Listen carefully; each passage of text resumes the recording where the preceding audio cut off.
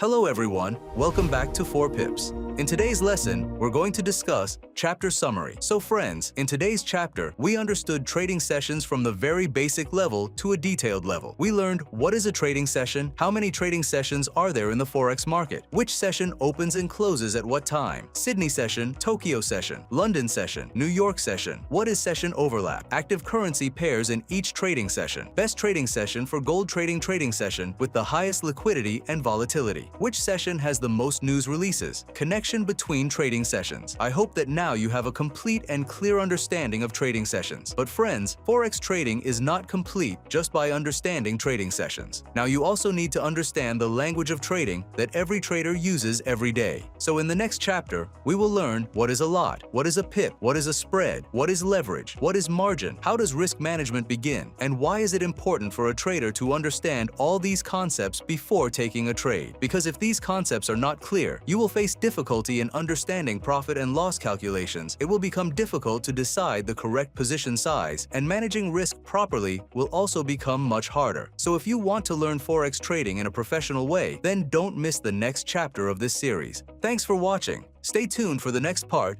and don't forget to subscribe to our YouTube channel.